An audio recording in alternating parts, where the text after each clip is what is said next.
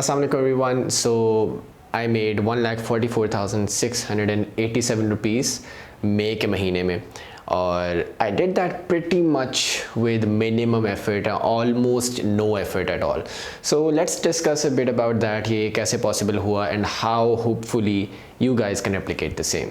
अच्छा, before I get into that, तो let me just show some income proof to you guys so you guys know कि actually हुआ भी है. So guys ये मेरे अकाउंट की स्टेटमेंट है और इसमें can check out 4th of May पे एक ट्रांजैक्शन हुई है 1,24,733। ये एक क्लाइंट के बैच की पेमेंट थी और फिर ऑन द 13th आप देख सकते हैं इंटरनेट बैंकिंग के थ्रू 19,954 ये एक डिफरेंट क्लाइंट का एक प्रोजेक्ट था जिसकी पेमेंट हुई है। अच्छा, फॉर दोज ऑफ यू जो कि पहले से ही सब्सक्राइब हैं that watch my videos, you guys know कि all of my videos are on content writing and on freelancing, which means कि how you can write online घर के अंदर ही using your laptop and make money doing that. Just by the way, if you are new और आपको नहीं पता कि फ्रीलांसिंग या कंटेंट राइटिंग कैसे करते हैं तो कोई इशू नहीं है। I actually have a whole playlist on YouTube जो कि आपको स्टेप बाय स्टेप सारा प्रोसेस एक्सप्लेन करता है और सिखाता है।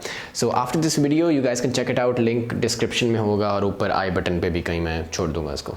अब इस वीडियो में इन पर्टिकुलर जो इनकम मैंने आपसे डिस्कस की है वो है through outsourcing.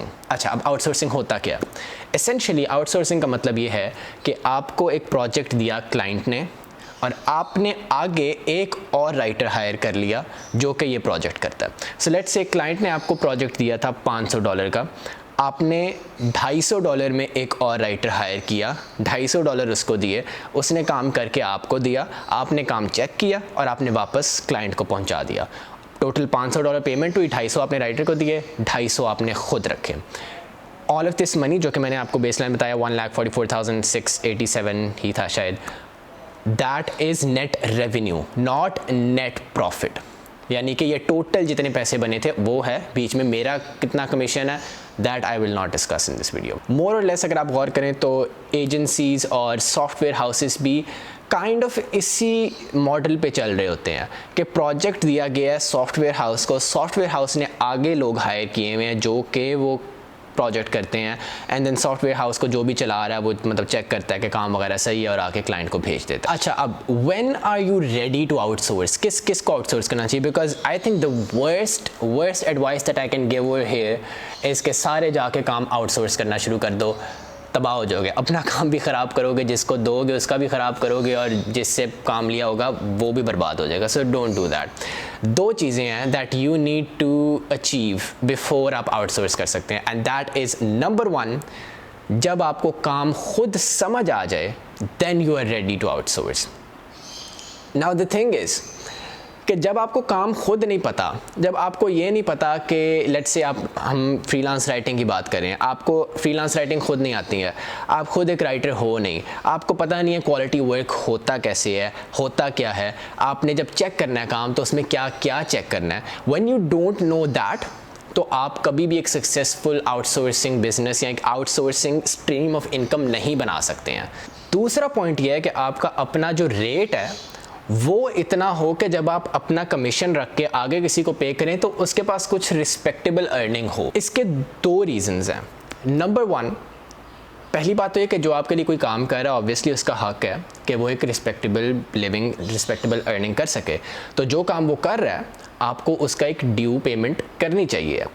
But the second thing जो कि बिजनेस वाइज आपके लिए ख़तरनाक है वो ये है कि आप जितना कम पे करेंगे उतना एमेचर और उतना बिगेनर राइटर आपको मिलेगा, और जितना एमेचर और बिगेनर राइटर मिलेगा या जितना बुरा राइटर आपको मिलेगा उसके लिए भी तो उसकी पेमेंट कम हो सकती है। सो जितना लोअर लेवल का आपको राइटर मिलेगा उतना आपके लिए काम मुश्किल होगा। ये बात याद रखिएगा, your income is not more important than your reputation.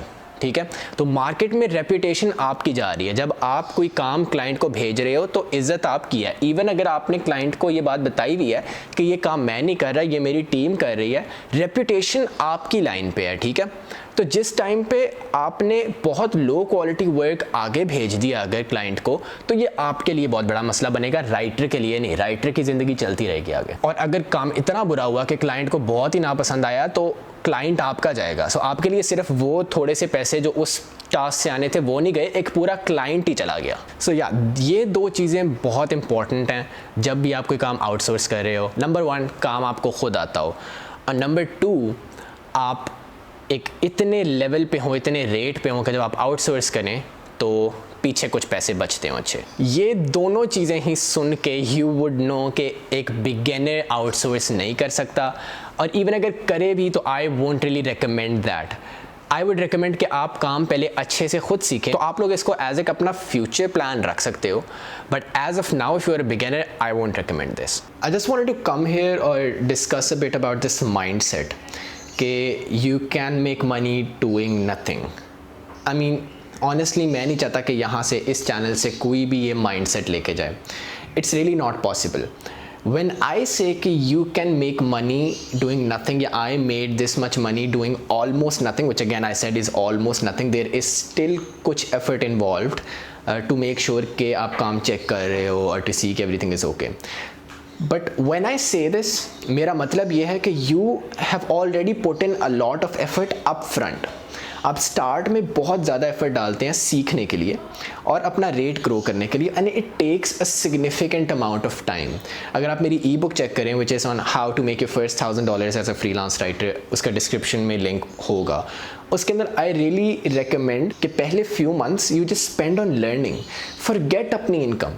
और वो इसीलिए है कि आप जब लर्न कर लेते हैं और अपनी वैल्यू बढ़ा लेते हैं, उस सेंस में अपना रेट बढ़ा लेते हैं Aahista Aahista, so then you can eventually reach एक ऐसा point जहाँ पे your income is not directly dependable on आप कितने hours लगा रहे हैं काम के अंदर। जो content मैं यहाँ पे डाल रहा हूँ, मैं responsible हूँ। मैं नहीं चाहता किसी को ये idea मिले कि मैं आज ही जाऊँगा और आज ही I'll start making money doing nothing. It doesn't work that way. You put in effort and then you can think about passive income in the future. You can build towards it, but it's not something that you can start with. Now and में मैं एक इस note पे छोड़ना चाहता हूँ आप लोगों को कि do you really need to outsource? मतलब अगर आप ज़्यादा पैसे बनाना चाहते हैं through freelancing, so is outsourcing really the only option? तो नहीं। एक तरीका ये है कि आप अपने रेट्स इंक्रीज़ कर लो। सो फॉर एग्जांपल अगर आपके पास काम बहुत ज़्यादा है और आप कहते हैं नहीं यार मैंने आउटसोर्सिंग के मसाइल बड़े होते हैं यार, आउटसोर्सिंग में आपको सर खपाई ज़्यादा होती है, एक्टिवली काम नहीं करना होता लेकिन सर खपाई थोड़ी ज़्यादा होती है, और रेपुटेशन क्योंकि आपकी स्टेक पे होती है तो टेंशन भी थोड़ी सी ज़्यादा होती है। लेकिन उसकी जगह आप ये भी कर सकते हो कि आप अपने रेट्स इंक्रीज़ कर लो। सो आपके पास काम कम रह जाए और इनकम आपकी फिर भी इंक्रीज़ हो जाए। आप यही चाहते हो ना? क्लाइंट्स बहुत ज़्यादा हैं, 5 क्लाइंट्स हैं 3 की जगह है, रेट इंक्रीज़ कर दो, 3 रह जाएंगे, इनकम इंक्रीज़ हो जाएगी, 2 चले जाएंगे। हर हिसाब से विन विन। या फिर a third way of making more money, अगर आप freelancer and you looking to make more money, वो ये है कि you go into other related avenue. So for example अगर आप एक कंटेंट राइटर हो, एक फ्रीलांस राइटर हो, एंड यू आर लाइक अच्छा I am making good money doing this, लेकिन अब मुझे क्योंकि सारी गेम समझ आ गई हुई है, how about I make my own blog. मैं लोगों के ब्लॉग्स के लिए लिखता हूँ, they make money from that, how about I make my own blog. Again ये फ्यूचर प्लान्स में हो सकता है, something that you build up to. अगर आप शुरू ही इससे करेंगे, I would say more often than not you wouldn't succeed, क्योंकि आपको अभी गेम की समझ ही नहीं लगी। So guys that's pretty much it. Plan तो मेरा ये था कि मैं इस वीडियो के अंदर कुछ टिप्स एंड ट्रिक्स की बात करूं जब आप आउटसोर्सिंग करना चाहते हैं, बिकॉज जब मैंने शुरू की थी आउटसोर्सिंग, थोड़ा सा एक लर्निंग कर्व होता है, आपको थोड़े से राइटर्स ढूंढना थोड़ा मुश्किल हो जाता है आपके लिए, और राइटर्स की साइड से भी आपको धोखे होते हैं, कई दफ़ा क्लाइंट्स की साइड से भी धोखे होते हैं। सो जस्ट स्टफ मैं लास्ट कोई 1.5 ईयर 2 ईयर से आउटसोर्स कर रहा हूँ काम। So let me know if you guys are interested in that. तो मैं एक वो भी वीडियो बनाऊँ, एक एथिक्स ऑफ आउटसोर्सिंग पे भी मैं थोड़ी सी बात करना चाह रहा था, क्योंकि बहुत ज़्यादा अनएथिकल चीज़ें भी हो रही होती हैं आउटसोर्सिंग में, about how you properly do it. So if that interest you let me no. और ऑल्सो अगर ये कॉन्टेंट पसंद आया हो तो डू कंसिडर सब्सक्राइबिंग और वो घंटी शंटी बजा देना, सो दैट आने वाली वीडियोज़ आप लोगों तक पहुँच सकें। Till next time, this is Khalil. अल्लाह हाफिज़।